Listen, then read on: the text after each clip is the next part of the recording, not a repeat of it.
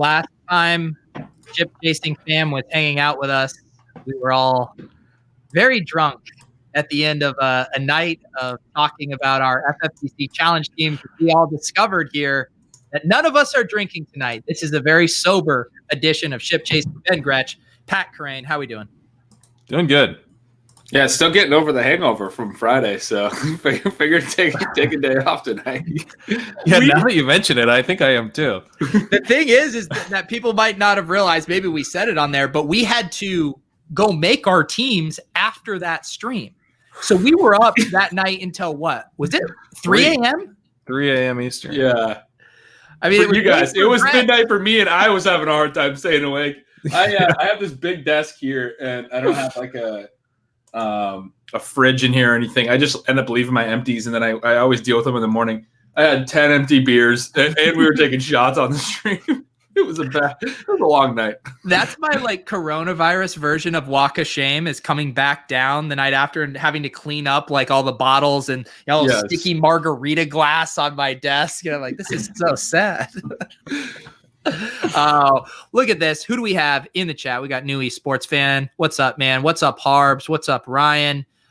Dave, how many teams did we make? How many total teams did we make across all of our portfolio? 20, 25? 25, yeah. But then we have some with Hassan and Blair too. Yeah. We have, because with Hassan and Blair, we put a bunch in the football guys one. And let's first start. We'll pull up some of our teams here. But that Sunday night game was just the biggest dick punch imaginable on like 19 different so many levels. God, it was bad. I ejected. Yeah. We were all in our Discord chat where we were, had been working on stuff. And I was like, I'm calling it. Like, I'm leaving my phone down. I'm getting away because I knew the beating that was about to come and I could not face it. You made the right move, dude. Did you guys tilt hard that rest of the second half in there? I don't even think I had the heart to look it up. Because we were in similar spots. I was first in the 2-day spy. And I like min cashed it at the end, but like I was doing through I think through the third quarter I was still in first. Yeah. And then the Eric Ebron touchdown. Yeah, you say you min cashed it, but we were talking about your situation. You were the favorite going into that night game. Like it's kind of hard to overstate how many what that was. Everyone scored in that game. There was 85 points. Every Pittsburgh player scored a touchdown or got there. Like anyone you could have had in your offense from Pittsburgh. And then most of the Browns did as well. Landry had a long touchdown. Chubb scored. Hunt had 2 TDs. Hooper scored. And defense. You were leading a DFS contest as well, right? A Sunday only one. The 3-day or the 3-game spy. Yeah, my lead wasn't as safe as Pat's. Like I knew I was going to drop. I figured I'd finish top 10 or 15, but I didn't even cash. Yeah. And then on the 3-day, I had one where I played the night game and I had Hunt, Hooper, and Claypool. And Hunt and Hooper got off to such a hot start. I got up to 5th in that one, which was a red zone, decent, pretty flat payout structure. I got up to 5th, and then I ended up falling all the way back because everyone else ended up getting there, right? Like it was a crazy game. And it was the ultimate blue balls too with the Browns defense. Pat, did you have Browns D in yours? No, I had the Rams D. Which is part of the reason why it was such a gut punch. I did Akers in the Rams D. Yeah. So I had this advantage at defense, and I avoided the landmines. So I was feeling really good going into that game. Yeah, yours was the 2-day one, which is like a little bit harder to navigate and less likely for the final game to be stacked. Like I know in my contest and probably yours, Pete, what ended up happening is the pit stacks all people who played Roethlisberger with any pass catchers, typically 3 were the ones that ended up dominating. Right. And then let's talk about as well our portfolio of our playoff challenge teams. Like so many of the kind of big decision points and leverage points we had took a stand on were breaking perfectly for us through those first 5 games. Like we thought we were going to be live with like 6 teams that could win $500,000. We were like live for almost like the optimal. I mean, like that's what we were looking at going into the night game, where like depending on how the rest of it played out, who was the key player for each team, maybe we wouldn't have had the exact optimal. We were pretty underweight in Jonathan Taylor, who I think is likely to be in the optimal now. But like to your point, I mean, we had everything sort of locked down. We took a huge stand on AJ Brown over Derrick Henry. That paid off. Pat, you were really high on Cam Akers. That was one of our biggest leverage points. We were well over the field in Cam. Well over the field, yeah, and we were about a little over of what my projected ownership was. So we did take a stand on the projected ownership to an extent, but then the actual ownership compared to the projected was like half or less. So, I mean, I think I had Cam Akers around 22% owned is my projected. Yeah, and he came in at like 10. But then Rojo was the one tough one. But then the Sunday night. Yeah, we're overweight Rojo pretty heavy, so that hurt. Yeah, we need him to play. He didn't practice today. We're gonna have to keep tabs on that. But you see here that Cleveland DST fade too, like after the fast start. And then what did they end up? Did they end up with 0 points? No, they had a TD and everything. No, they ended up with like 16. You just don't want the DST because they advanced. They advanced. So now Chubb Chalk looks great. Yeah. And one of our big leverage points with Akers and Robert Woods, who were also significantly overweight on, was that the Rams won. And so their defense did well, but more likely Akers or Robert Woods is going to wind up being the guy. So we played a lot more skill position players from the Rams than the field, and we played a lot more Cleveland DST than the field.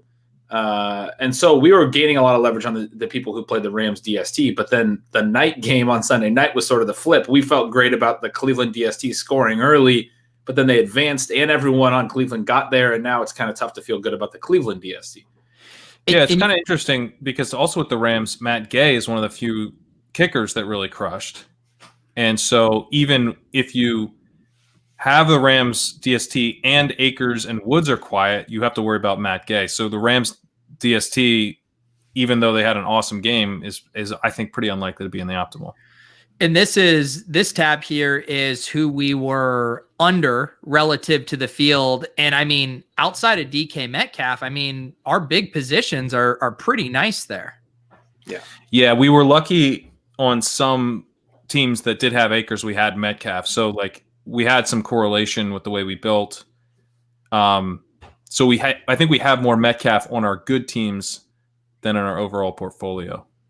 And we still have him at 28%. It's not like we were underweight the field on him.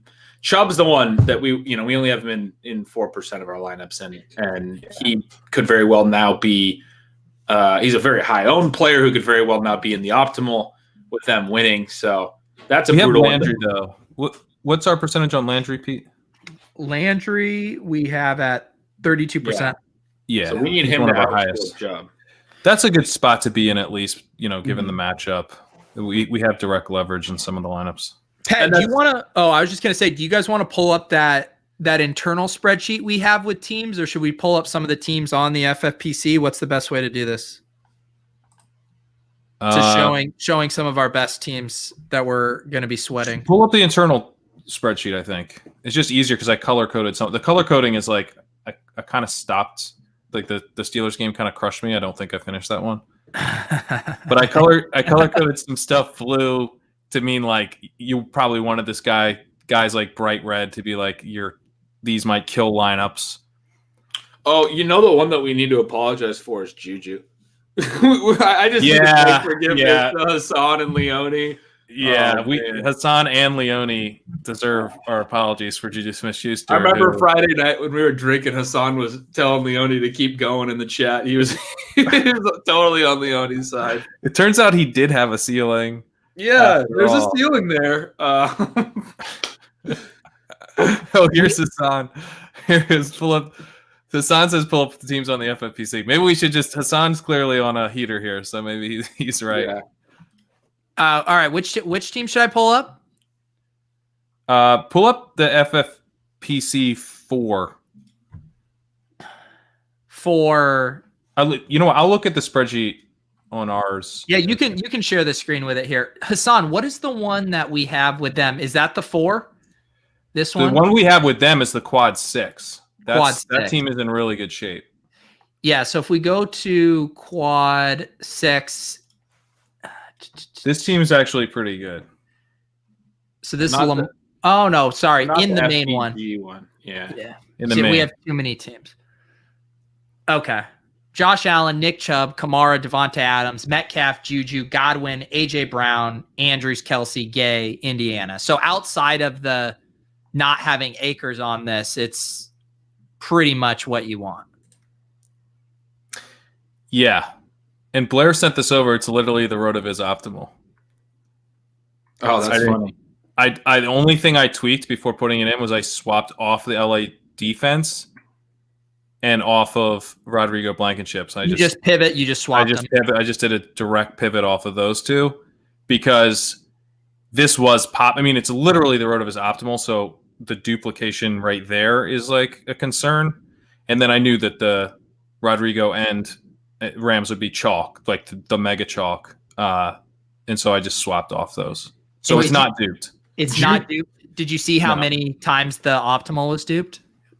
I didn't. That might also not be duped, but this is actually in better shape than that would have been because Gay, I think, will ultimately outscore Rams D by more than, the difference between Rodrigo and Indy D. Yeah. So Juju was the Pitt optimal receiver. That's interesting. That's what Rotoviz said. Yeah. And he ended up being it was Juju, then Deontay, then Claypool, I think, for how they scored. No, Claypool finished 0.2 points ahead of Deontay. Deontay was actually third. Okay. Let me say, I don't actually know. Like Blair said, this was the optimal. So I mean, it would be funny if he just changed it to Juju.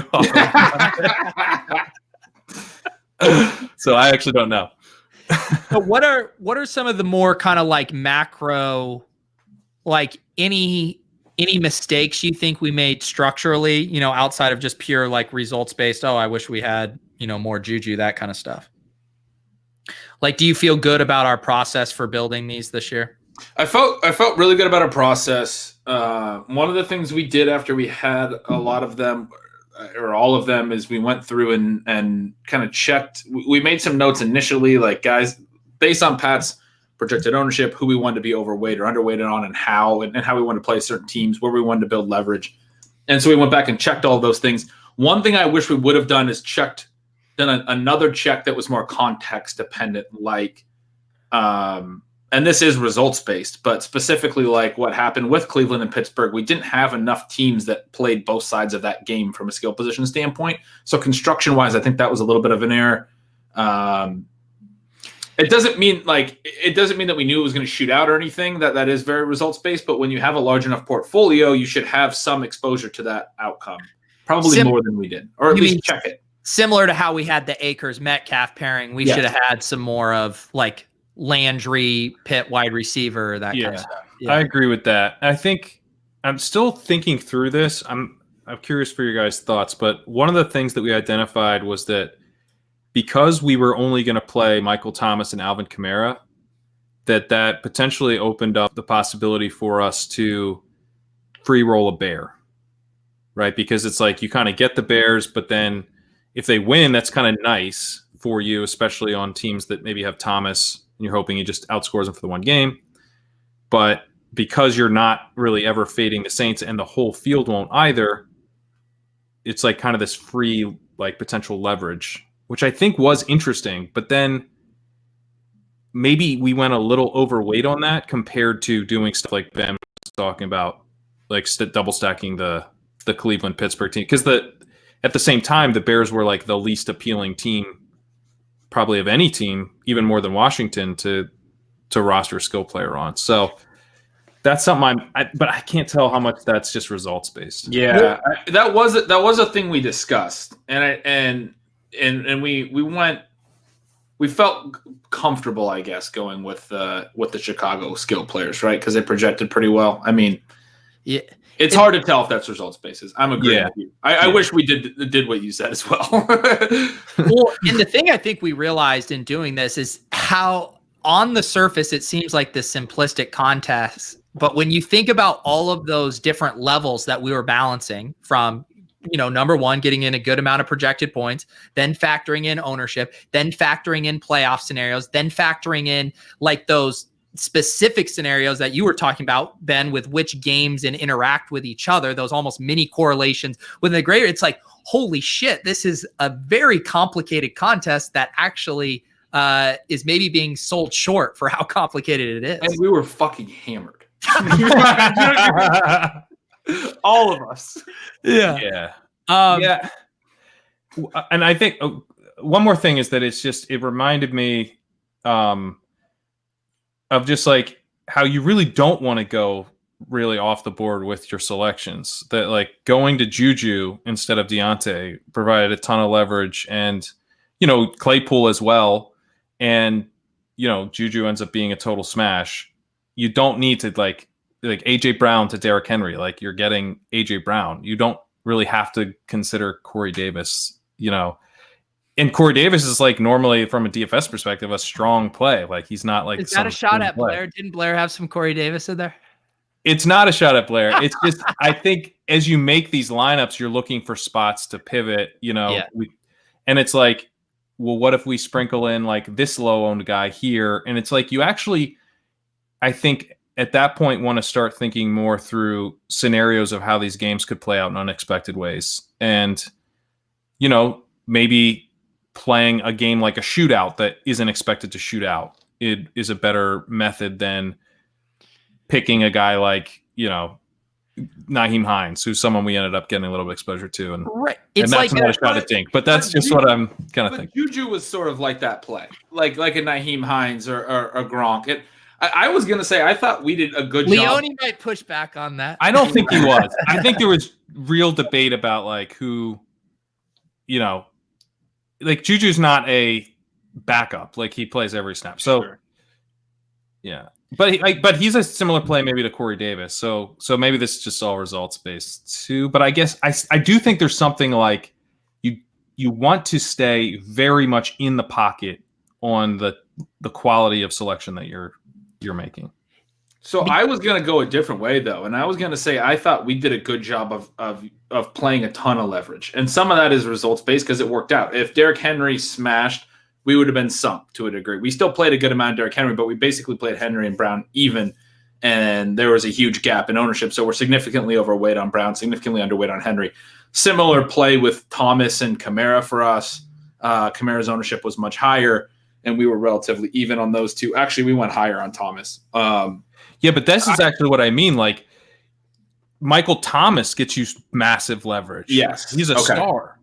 Yeah. So I love the leverage. But I just think, like, just a reminder that you can get crazy leverage by continuing. Like, you just play, like, literally the guy who was the number one wide receiver drafted this year, heading into this year. Oh, okay. I agree with that point, that you don't want to get into the really, really thin plays. And I think there was some discussion from us about, like, should we get a Cole Kmet lineup in or something? Right, yeah. Exactly. Well, it's because there's two ownership condenses around two specific things. It's one, we get overconfident in scenarios. The 3 seed's going to beat the 6 seed, right? The 4 seed's going to be, and those things bear out in the ownership. And then people get overconfident in where the production's going to come from, where it's like, okay, 60% of the time Alvin Kamara outscores Michael Thomas, but that ownership is not actually reflective of that. And so just taking advantage of those, like, okay, these basically 60-40 situations, 70-30, just like by actually playing the implied probabilities of those reflected in our ownerships, like you can get massive leverage and you're not making dumb galaxy brain plays. Exactly. Yeah. Here was a question from Dan, Pat. Did you have any takeaways when comparing ownership to yours that may change your process? And, I mean, real quick, I will just say, because Pat probably won't toot his own horn, but his ownership was just really, really spot on. Yeah, I appreciate it. I think I feel pretty good about it, but the spot where I missed the most was, or at least the one I think was most preventable, was the Tom Brady versus Josh Allen selection. And I had Tom Brady as the chalk quarterback. No, I actually didn't. I had Josh Allen is the chalk quarterback, but just barely over Brady. They were both in the high 20s. And Allen came in much, much chalkier than Brady. Brady was down, what did he come in at, like 10, 11% or something. So there was a big gap between those two. And what it made me kind of remember is that people are going to play their quarterback to go to the Super Bowl. And with Josh Allen, you just had to fade Diggs. Normally in the FFPC, people are more comfortable fading that wide receiver position because they can make it up elsewhere. With Mahomes, you had to fade Kelsey. That was going to be a lot less comfortable. So that was going to push people to Allen. You could talk yourself into a Bills KC AFC Championship game where you don't even care if Allen necessarily gets the Super Bowl because you have Kelsey going in if he doesn't. So it just felt pretty comfortable to put Josh Allen in. We were pretty high on Josh Allen. Like Josh Allen was making a bunch of our lineups. We actually had to go like, oh, we don't really have a Tom Brady here, do we? Let's make a Tom Brady. So in retrospect, like just as you're building lineups, a lot more it just felt way better to have Josh Allen on the lineup. He's got the rushing upside, and Tom Brady was not like an overwhelming favorite to come out of the NFC. And so not a surprise, I think, that people had a lot less of him than I projected. That's like a classic almost optimizer versus hand build thing too, where the optimizers would give you a ton of Tom Brady, but the hand builders are going to play a guy they feel confident about, winning a Super Bowl. Exactly. Yeah. Yeah. Let's see here. So Joe earlier was asking if we were going to do round 2 ownership. I think all of us looked at that stuff, and I personally, self-excluded from underdog contests. I'm self-excluding from FFPC second contest. I am not doing it. I don't know if you guys feel differently. Well, we felt like also the contest is a little harder to game. It's a little there's a little bit less, like you have to pick a player from every team, and there's going to be more straightforward decisions, I think, and so it's a little harder to find that leverage. It would be fun though. I'd throw a couple in if you guys change your mind. I'll probably change our mind by Friday. I haven't done this contest. I haven't done the second round of it previously, and so I don't know. If the ownership projections would even be that good, having not played it before, and I don't really think it's as fun. Like you getting to project which teams are going to be fades and how you do all that is part of the fun for me of the whole contest. So yeah, just less. It's the whole reason people like 13 game slates. If you're Adam Levitad loves 13 game slates for cash, it's more chances for your opponents to make mistakes. The less amount of teams, the more we now have more information about how these teams are going to play in the playoffs, who they're going to funnel their offenses through. There's just less ways to get that smart leverage that we were talking about. Yeah, for sure. So what are our big wish list sweat items for the divisional round?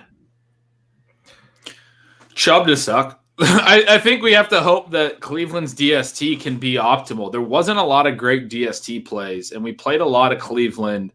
And if Akers continues to smash, and we're massively overweight on him, that will take the Rams D off the board, like we said. There are probably still paths for Cleveland's DST to be the optimal. They're not going to lose points against KC. Maybe they get a few sacks on top of it if Chubb isn't great. Right. We need Aaron Jones. We need Aaron Jones to get a lot of points on Devontae Adams as well. Yeah. Yeah. And I assume Michael Thomas to continue doubling up Kamara would be very nice. One random thought, or actually two. These guys are talking about Jack Doyle being the optimal. He's definitely going to be. I said that wrong. I said Jonathan Taylor being the optimal. He's like the optimal of the plays that are actually played. Jack Doyle's only in 10 lineups in the entire contest. Yeah, but Jack Doyle's not going to be in the winning lineup. He's not going to be the winning line. He's only in 10 teams out of 6,200. Yeah. But another point I want to make that I thought was really interesting was some of our plays. We were a little underweight on Metcalf, and we were a little bummed that he got that second TD. He was in a good spot where if he finished around this like 17-point mark, I think he was at 16, 17-point mark, he's okay for the lineups we have him in. He doesn't kill us in the lineups we don't. It was a pretty solid spot to be in where we had 28% exposure, but we're a little underweight. He scores that second TD late. And it hurt a little bit to some of the teams where we had done either a soft fade or a full fade of Seattle with some of our Akers teams, because we did do some of that. Yeah. The corollary that I think is really interesting is the A.J. Brown play, which I think smashed. He beat Derrick Henry by 12 points. That's very good. But I was just thinking about this like a couple of hours ago, like thinking about the show. And there's that play where Tannehill threw the pick that we've all seen on Twitter a million times. He threw the pick late in the game on the opposite side of the field. A.J. Brown was in single coverage and burned his man, right? And it's pretty easy to be like, if Tannehill would have got his eyes back over to the left, A.J. Brown could have had a long touchdown there late in that game. He could have been the one that had the second TD late and got into the 20s and the high 20s. Maybe even that would have got him to the 30s in points in a loss in the way that Metcalf did.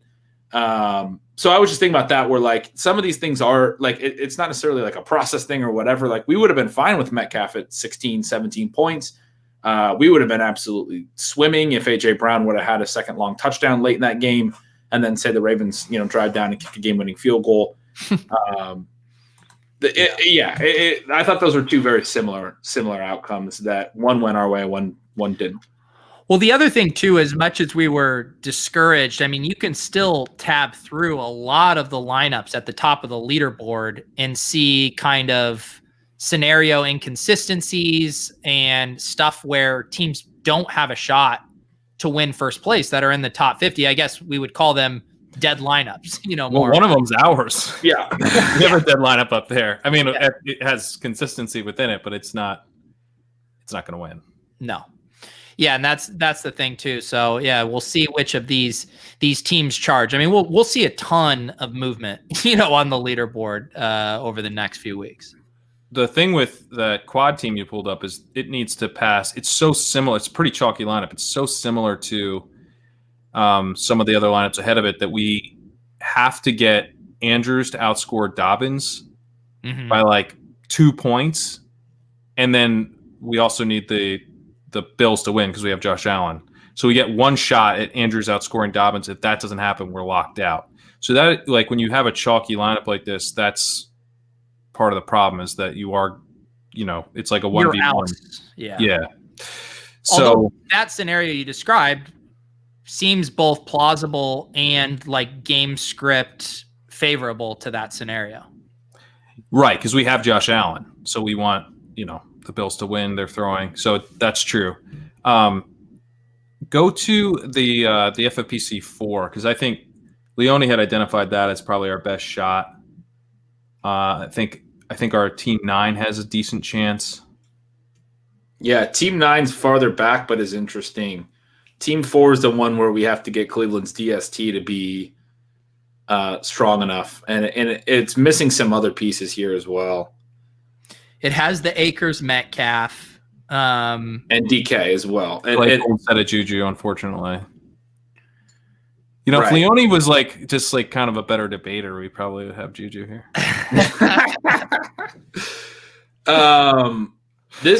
Where else are we? We have another issue on this team.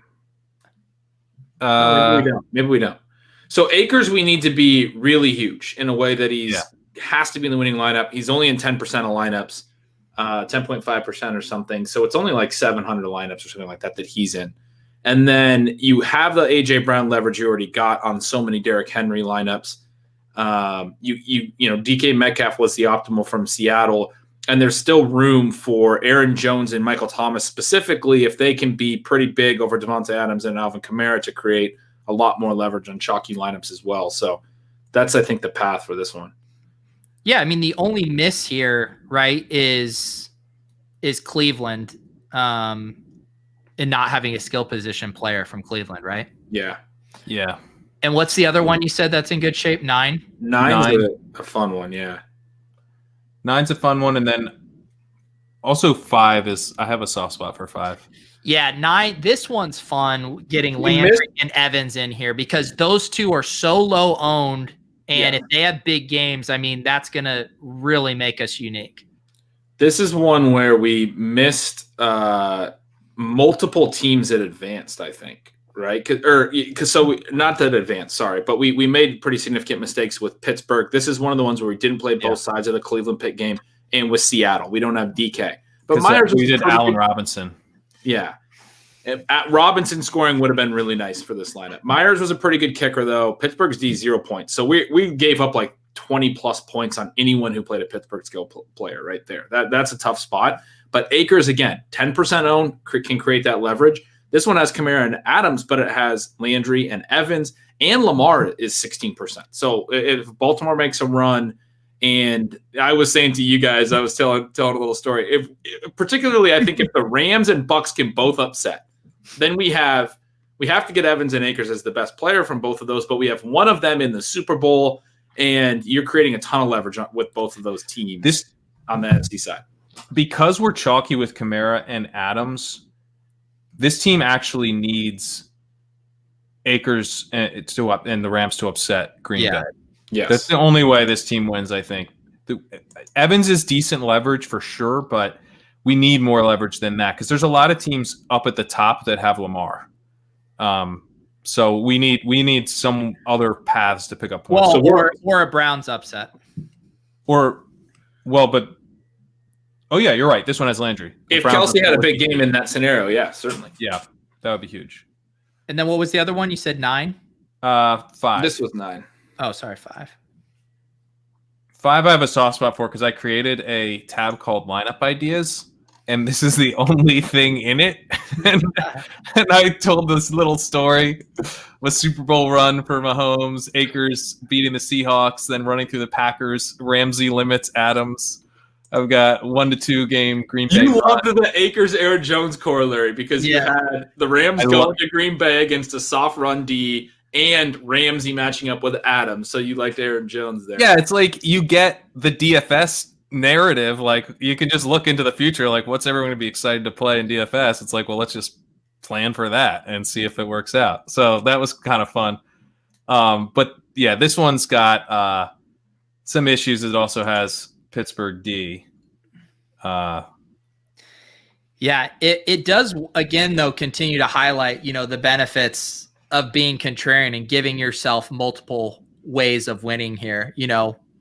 Again, it's unlikely that the Browns upset or that, Marquise Brown outscores those other guys, but if you hit these outcomes that aren't too fringe, I mean, you can really jump a ton of teams. There's just so few teams playing outcomes that aren't predictable, and we kind of showed with the Akers play in the first round that by having exposure to some of those types of plays and those types of outcomes, it can be pretty huge. We were in a really great position after the Rams game. I mean, that was early, but even through later Sunday, and as long as Cleveland Pittsburgh didn't do what it did, we would have been in a great position sitting here today. Now we're talking our way through Rams Ravens Super Bowls, but other than that. I mean, Cam Akers was 10.5% owned. Aaron Jones was 14% owned. Michael Thomas was 19% owned. Like, these are premium players. These are guys like you're excited to have in your lineup, and they're all under 20% owned. It's pretty wild. So I do like the leverage this team has, at least. Yeah. So look at first place, and this is what we're talking about. I mean, this team has Derrick Henry and Jonathan Taylor and David Montgomery. I mean, this team is dead beyond dead. Yep. Yeah. Give me 1 second because I identified some of the teams that I thought were really strong at the top.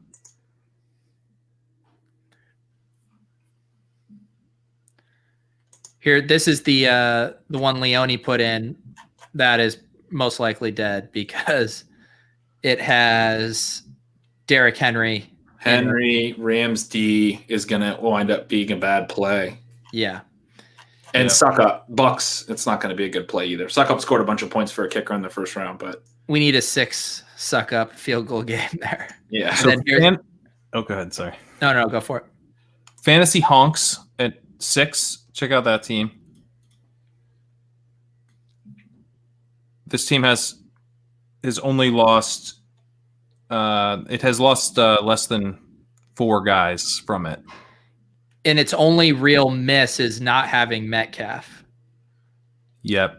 So that's a pretty strong one. Yeah, and one of the things when you look at this that happened in these lineups that we didn't play a lot of is that this one faded both Chicago and Washington. That was the chalk 2 teams to fade, and that seems likely to be the 2 teams that you should have faded at this point. Unless Logan Thomas winds up as a really viable tight end, which is possible, but probably very unlikely. Yeah, which is interesting because then he got kind of different with some of the stuff that was a little bit closer to toss up. So that was a pretty interesting strategy, one that might pay off pretty handsomely. because he got the Juju Chubb. So he did and he did Akers. Interesting that he has Aaron Jones. It'll be tougher for our contrarian teams to catch him. We'll need to go through Michael Thomas or Mike Evans or something. Yeah.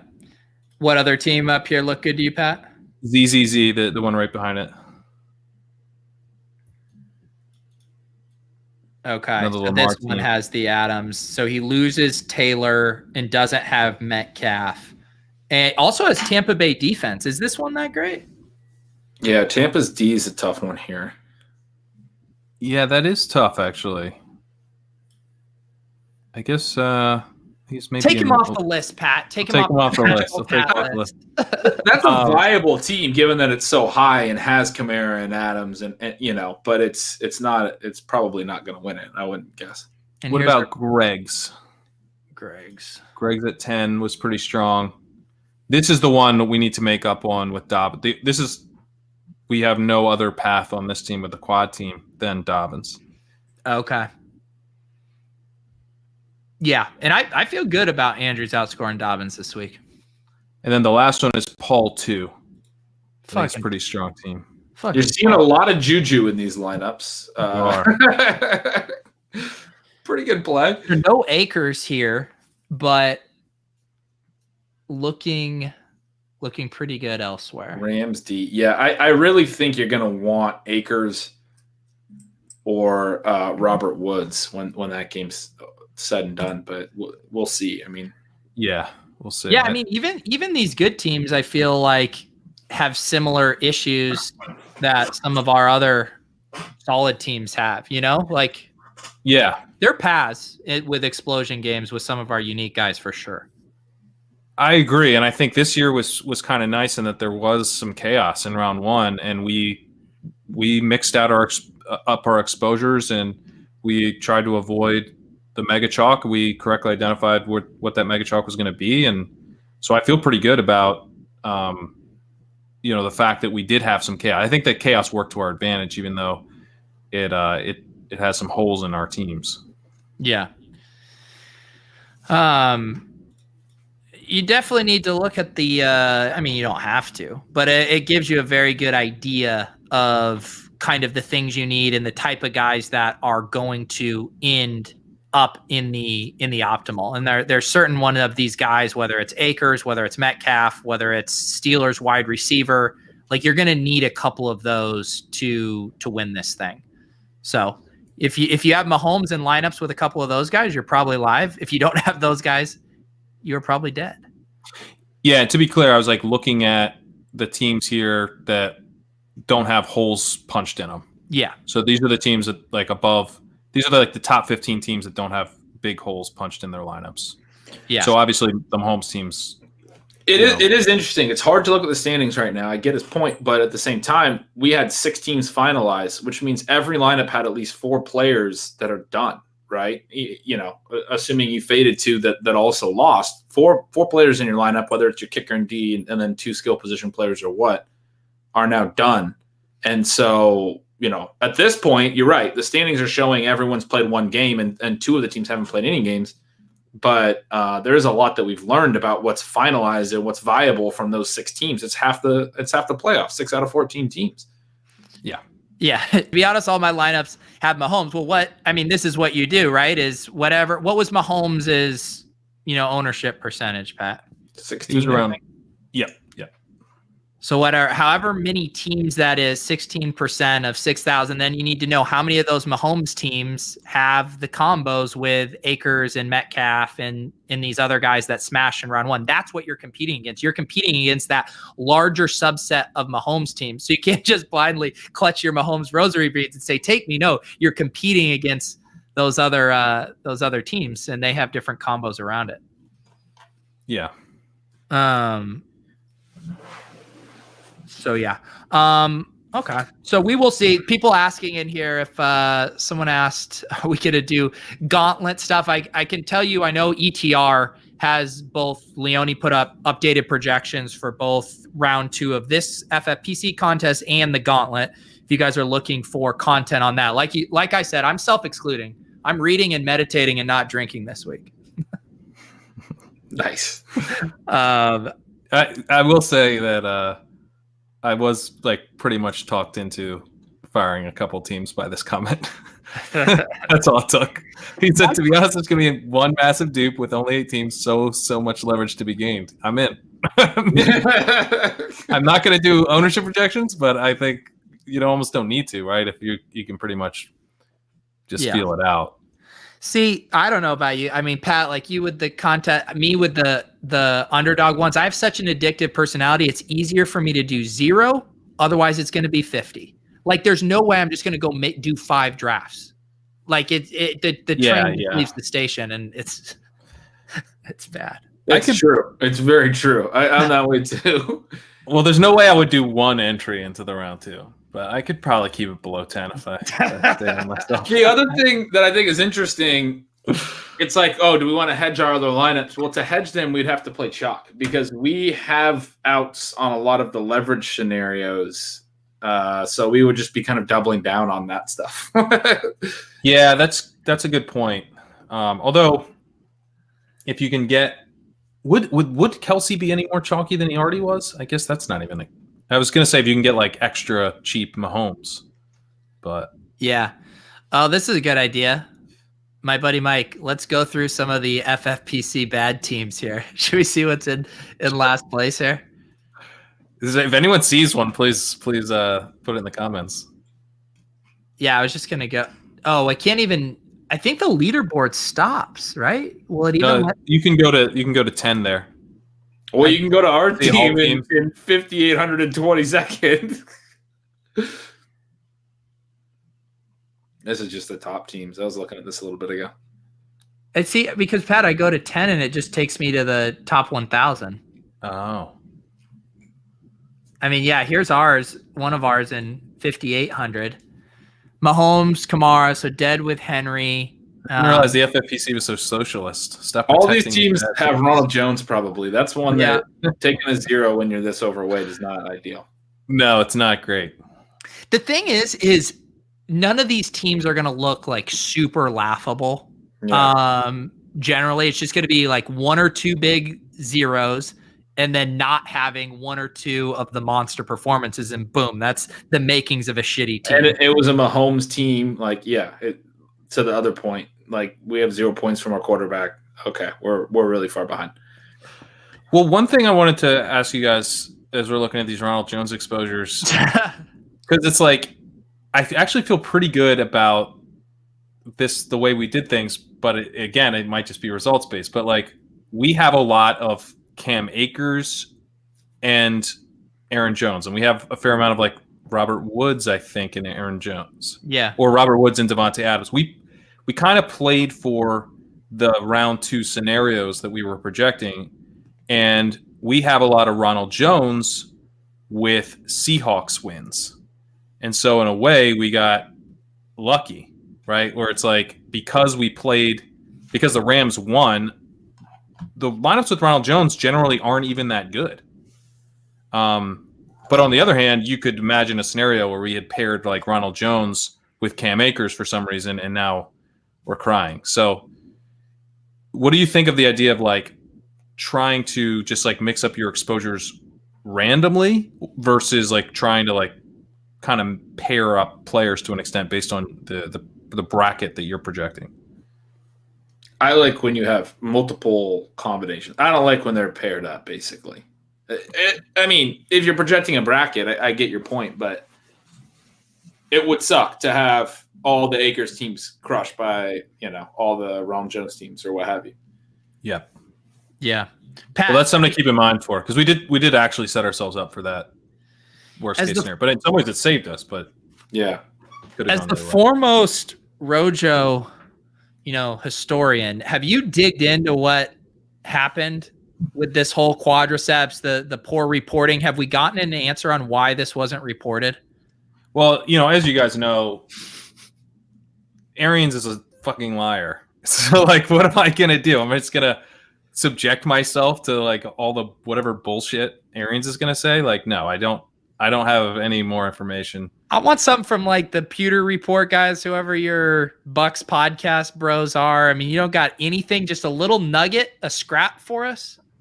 No.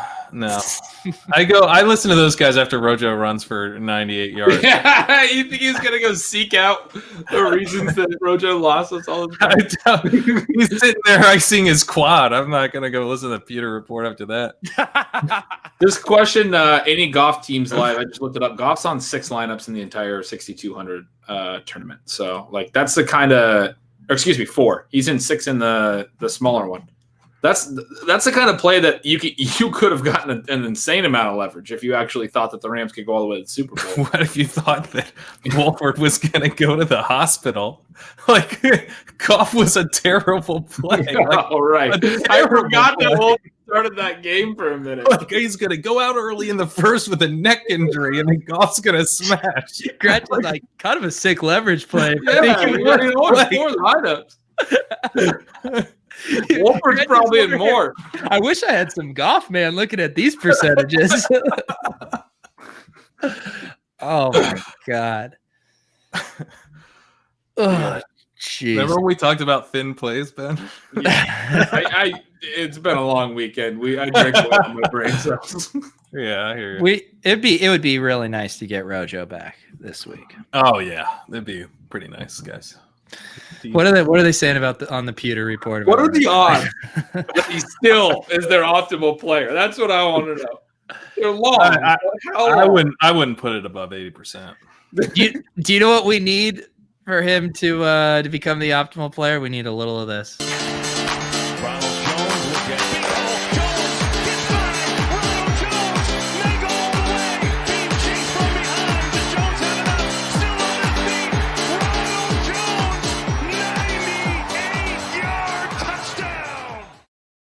Two, 3 of those, we're in business. Yeah. I might be drinking tonight after all. Hands up.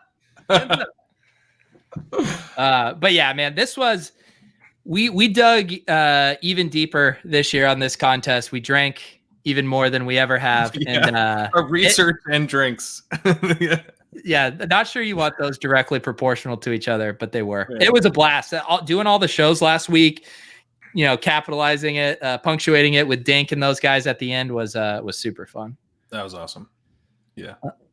Man, I feel like, do you guys got questions? I feel like we're losing steam. I don't know if we're lame because we're not drinking night. Anything you guys want to talk about, fantasy stuff that's on your mind? Are we just also beaten down from the wild card weekend punishment? I mean, I'm like you, Pete. I started working out again. I've worked out 3 days in a row. I can't move. Like I'm dying. I didn't work out throughout most of the season.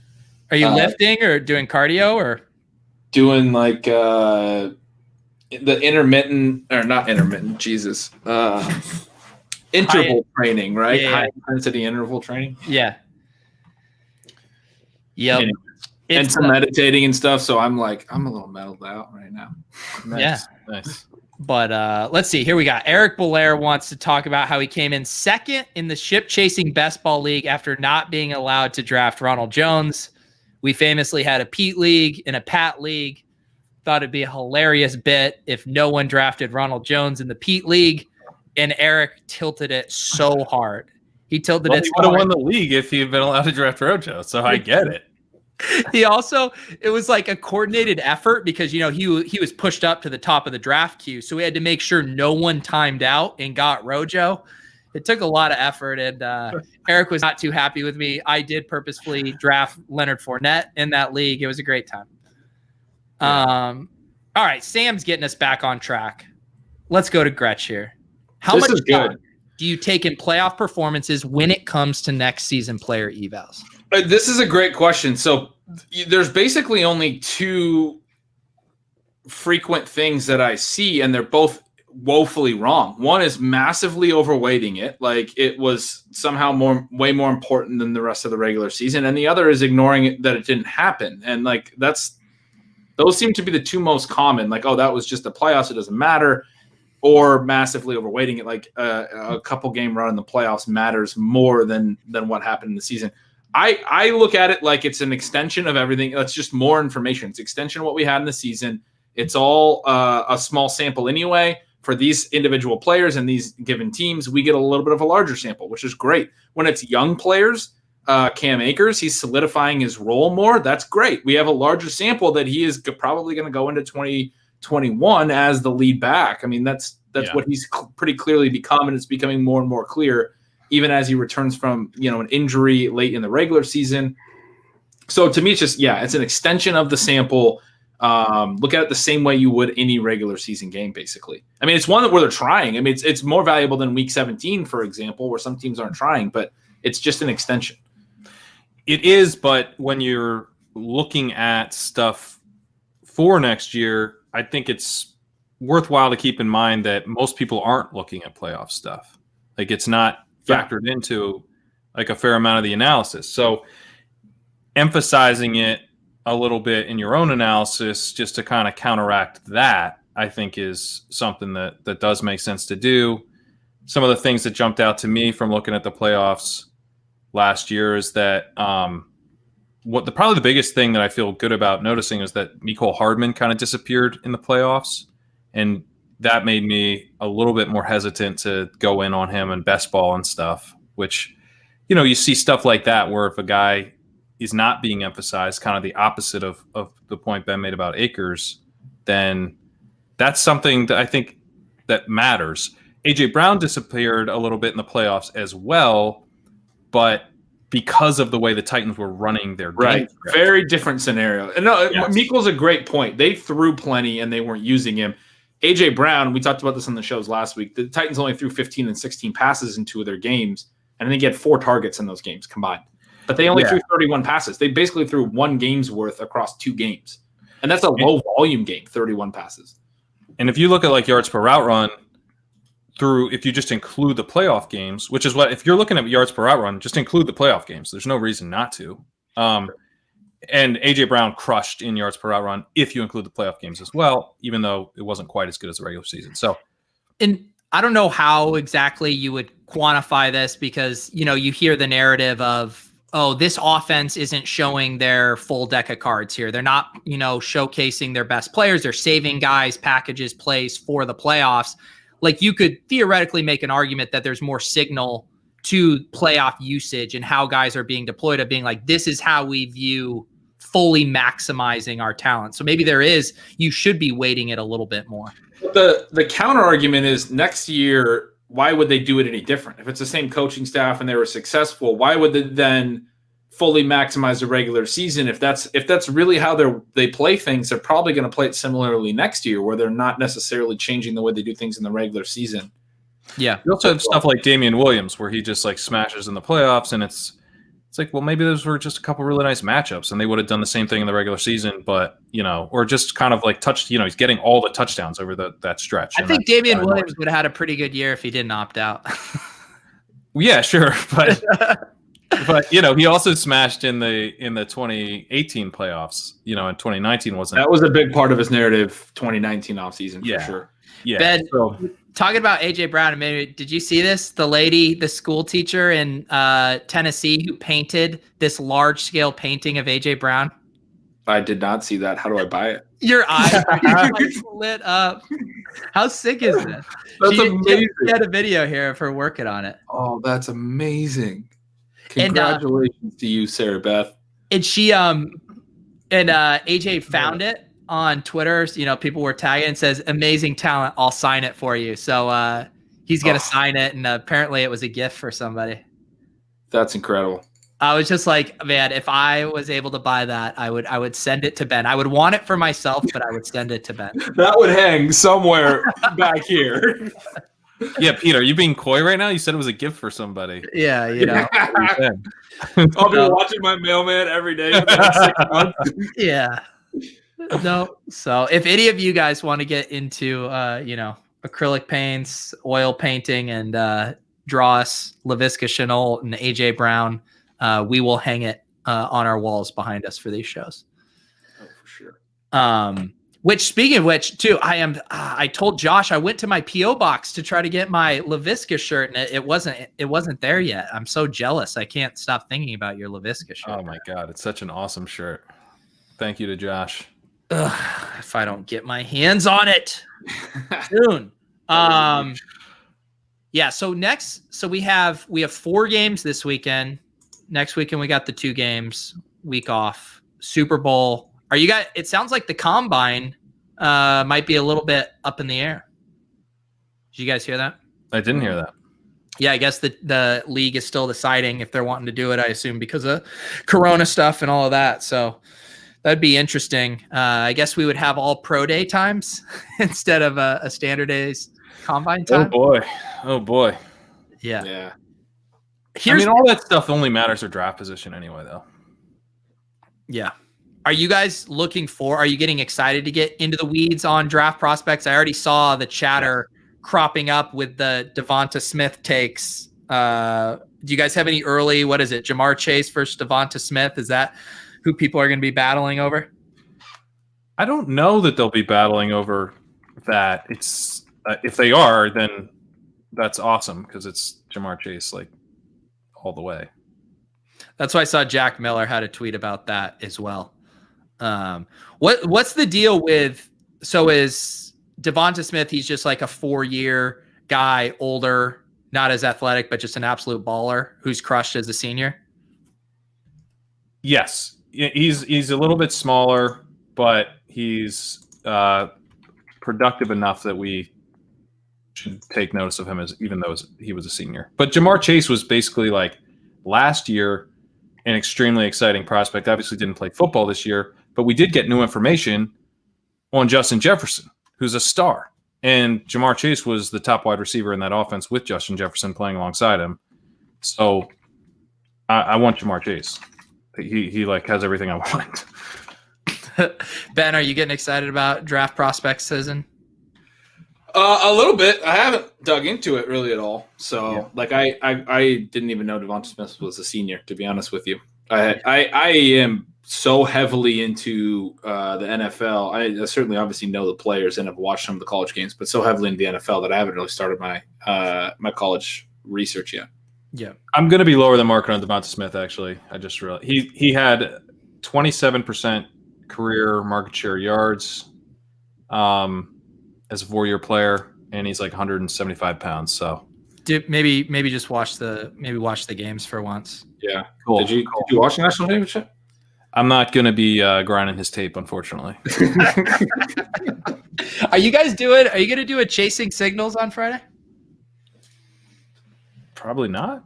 Yeah, I wasn't. I mean, we could. I will say, I think this DFS slate is super fun because on DraftKings they did it all the big contests on the 4-gamer, and like looking at ownership stuff is going to be spread around because you have Michael Thomas, Tyreek Hill, Stephon Diggs, Devontae Adams. Like none of these guys are going to end up being over 35%. So I think it's going to end up being a fun slate. But yeah. Yeah, I'm down for the 4 game. I'm about halfway through the Soulcast. Sounds like you guys were saying that you think Mahomes is going to be mega chalk. Yeah, I don't know. We don't have really. Only Osimo had ownership out earlier today, so I want to see. I think Adam will put his out maybe tonight or tomorrow morning. I'll be curious to see where that stuff settles because, man, yeah, if Mahomes is chalk and you can play Josh Allen or Lamar Jackson at low ownership, that sounds pretty nice. Yeah, that sounds really nice. Yeah. Or Jared Goff. You love Jared Goff. Look at CB's trying to get us to enter a second chance FFPC. This is a gateway drug. All right, let's build a lineup. Let's build a lineup and then we'll wrap this up here. All right, let's do it. Do they have a baby contest for this? The 35? Probably. All right, yeah. All right, we'll build one on stream here for the 35. All right, sweet. That's a really good question. The one that had my name on it that caught my eye. For all of us. Knowing only what you know right now, who do you think you'll be overweight on in 2021 by the end of draft season? And I don't have any like great answers off the top of my head, but I had players that I have notes on this somewhere where I was like, I'm definitely going to be on this guy. Visca. I'm going to be back on Visca. Visca. I'm going to be overweight on Visca next year for sure. Because Visca's not going to be drafted earlier than the 6th round. So I'm just going to take a shitload of him from like the 6th to the 8th. I know. I don't think he's even going to go in like the single digits. Well, then I will have like 100% exposure. I don't think he goes in this. I think he goes like 10th, 11th round next year. I mean, I guess I'm not predicting 6th round, but I'm just like, I'm looking, guys comparing him to like Tyler Boyd or something. And it's like, well, he's not going to get drafted ahead of like where Tyler Boyd is getting drafted. There's a lot of people that didn't like him. Remember, like the dynasty people didn't like him in draft season, and then he didn't have a huge year compared to a lot of the other rookie receivers. That's a big reason I think I'll be overweight on him. He did get banged up a couple times. He left a couple games early. They weren't really using him full time. He was kind of coming on, and then he got hurt later when he was sort of coming on, and his snap share was rising. I think people are going to look at the bottom line and say, look, he had 600 receiving yards. He's not that good. And then I'm going to be on him. Yep. I think I might be on Rager again, too, after the Peterson firing. I think that's bullish, man. The wide receiver rotation they were doing, this Aaron Moorhead dude who's like trying to keep their legs fresh for the fourth quarter on this terrible team that's trying to get chemistry going with a rookie quarterback. Like, are you kidding me? So anyway, now that there's going to be new coaches in there, I'm far more interested in going back to Jalen Reagor. But I mean, a lot of these second-year wide receivers like Brandon Ayuk, T. Higgins, there's the ceilings, CeeDee Lamb, like the ceiling, Chase Claypool, the ceilings on these guys are so big that it's be hard to get away from them. I got to do one startup draft this year just to draft a shitload of these guys. Yeah. I found my one little note here, which was dynasty guys to think about. I want to get your takes on these two. I wrote by Bryan Edwards, who I thought was good, but he was injured, and then Aguilar crushed. But they played him full time in week 1 and week 2, and then he got hurt. And I thought he always looked good, and he was a pretty good prospect. He just didn't really get a lot of time this year. And then the other one was I'm probably buying Mecole again. He has always looked ready to explode. I wrote. I'm in on the Mecole one more than the Edwards one. I never was really sold on Edwards as a prospect. He was not an early declare, not all that productive in college. But the other thing is that like the guys who like Bryan Edwards like tend to be pretty in on him. So I don't know he's coming that cheap. But hey, if you can get Bryan Edwards like at a discount, then I'm into that. Like if you can get him for like a 3rd round pick, that sounds good. But yeah, Mecole, I kind of like Mecole in Dynasty. Like I had him this offseason. I got some more of them just because I'm like the resale value on him is always going to be pretty solid tied to Mahomes. What about Pittman? Where are you guys at on him? I just was not that into him as a prospect. And then he had a pretty middling rookie year despite getting a ton of opportunity, similar to Denzel Mims. Pittman ran 412 routes. We got a big sample on him. Didn't do a ton. And so I'm like, if I didn't really believe in you prior to you underperforming, then it's harder for me to get on board after it happens. So it feels like a long-term like wide receiver 2 ceiling. So yeah, he's not like a top. That's like the ceiling for me. I don't see him being a star. Yeah. Way to let me down easy, guys. I don't even have any shares of him. I just started to like him at the end of the DFS season a good amount. And I thought he looked good in that playoff game against the Bills. I was impressed with his yards after catch stuff too.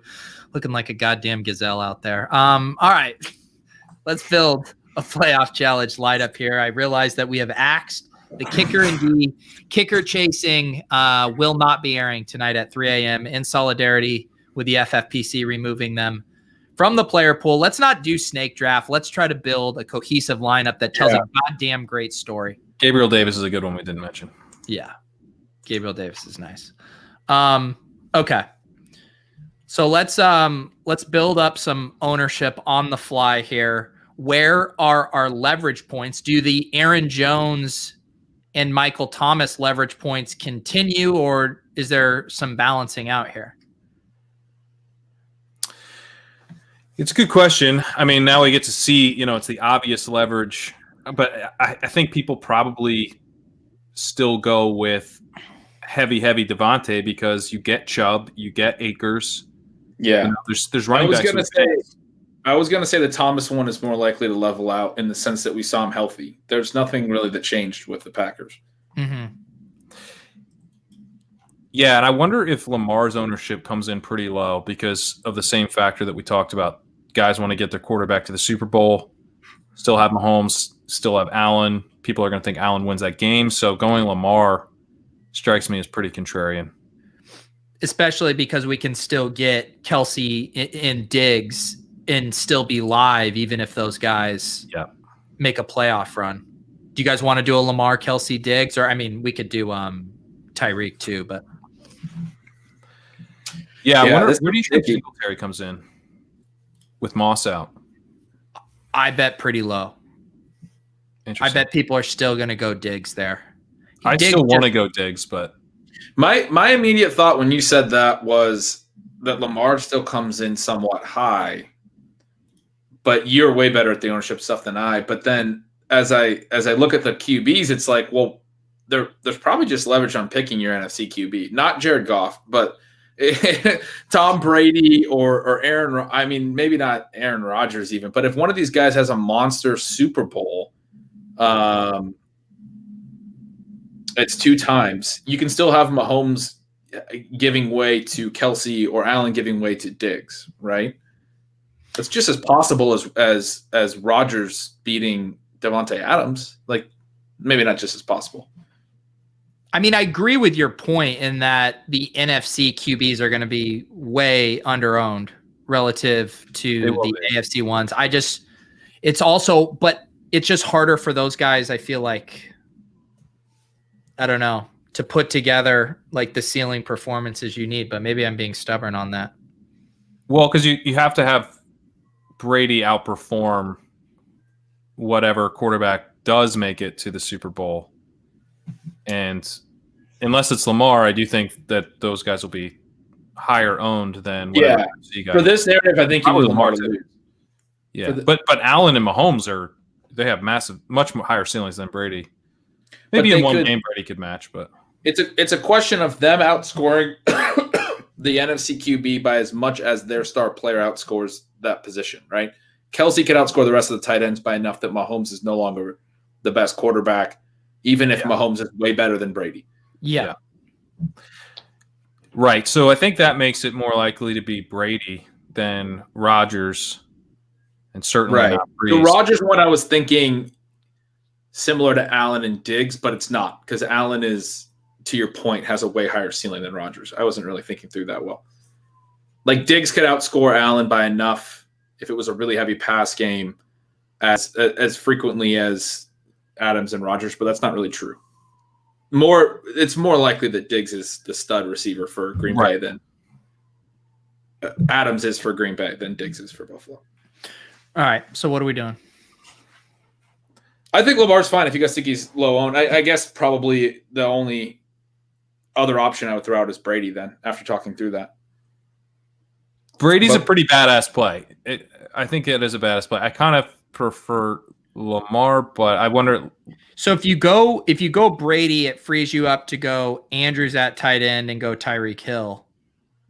All right, let's just do that. Let's do that. See how it works out. Yeah, that's kind of fun. So we'll go Brady. We'll go Andrews, and I assume Hill and Diggs. Yeah, because Kelsey's going to be just such a mega.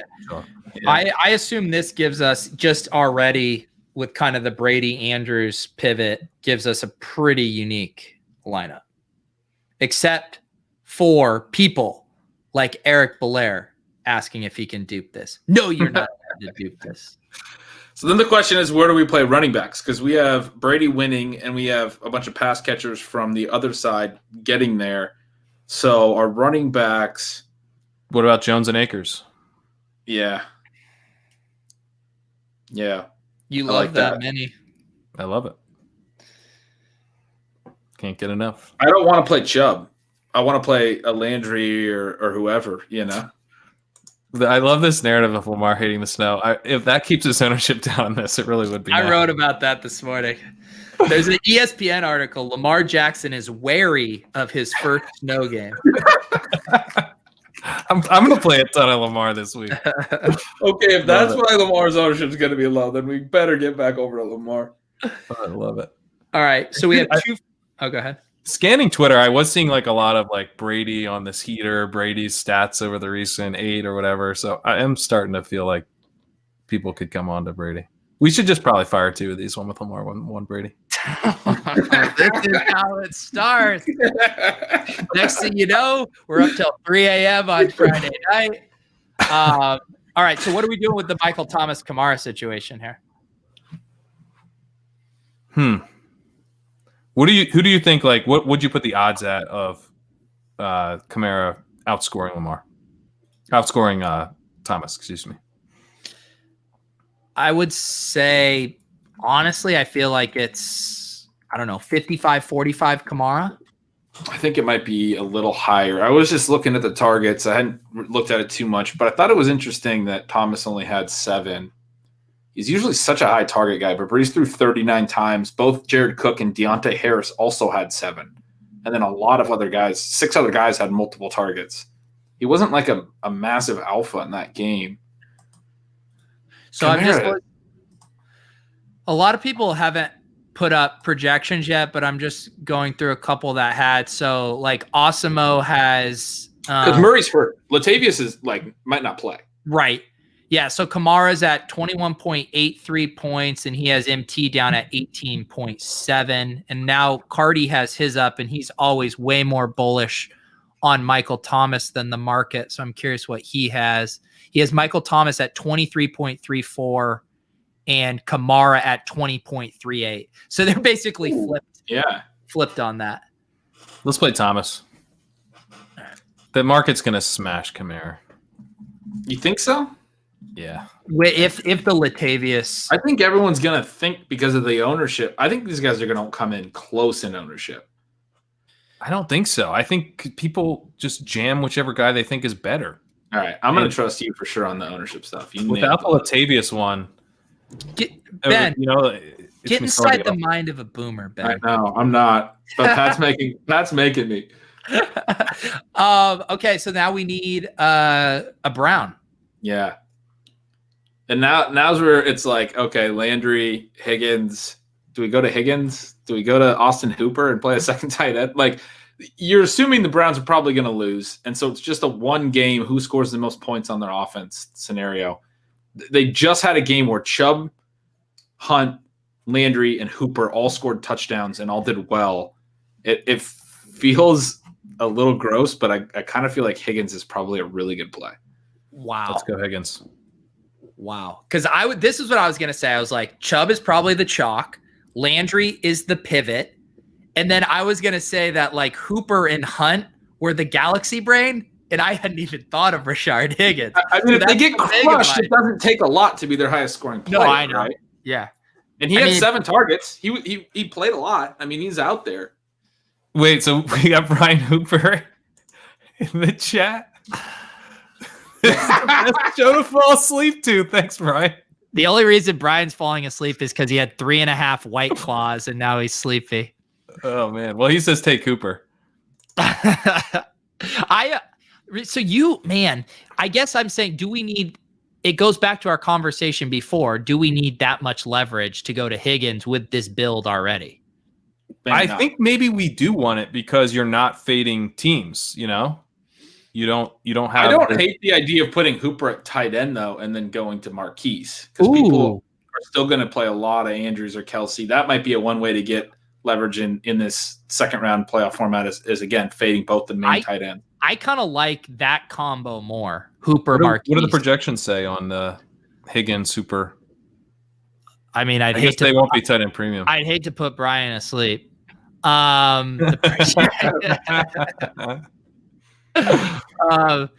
Let's see here. Marquise, I'm seeing at 12.12. Who am I comparing?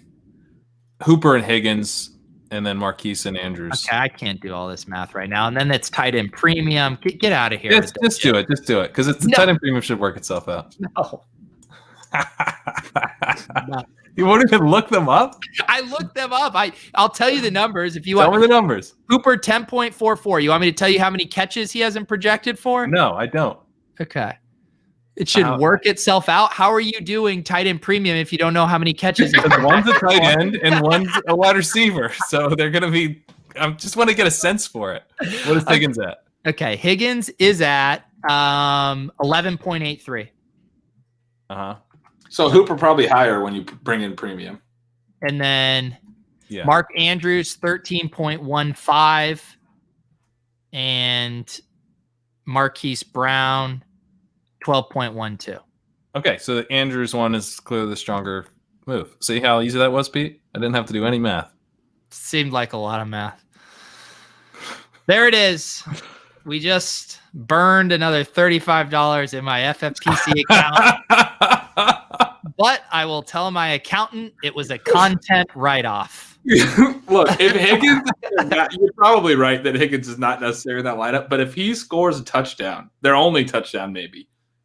Well, if anyone in the chat has played this round before, we never have. So the lessons about like getting too thin in the first round may not apply here because you're not fading two teams. You're not. I'm assuming there's going to be a lot more dupes in this round. Yes, that's where the Higgins play came from in my mind. Yeah, okay. And because you have the Hooper that gets you off of Andrews, like that pivot, people are going to think of. Yeah. And so playing a guy like Higgins probably going to come in at like 2-3% owned, I would think. Yeah. So I like that. I think it's a good call. All right. So this team is now named Ship Chasing Higgins. Catch us at the top of the leaderboards, guys. Don't do this. Please don't do this. Please don't do this. This team name will either look brilliant or idiotic. I mean, if you want to dupe us, just play Higgins and then don't play so much leverage everywhere else like we did. I mean, you could probably still get unique. All right, guys. Sober ship chasing. We did it. We did it. Yeah, maybe we'll get together for a show later in the week. We'll figure it out. Ryan. No, Ryan. See, we're gonna go tweak it to Donovan Peoples-Jones after this to make sure it's not due. Guys, if you haven't subscribed to the channel, please do so. We are going to keep rolling here through the off season. We actually need to circle up with each other, figure out some more of our off-season plans here, but plan to keep on doing shows, arguing about Devonta Smith's BMI, all of that good stuff. Follow Ben on Twitter, Yards Per Gretch. Follow Pat Corain. We will see you guys next time on Ship Chasing.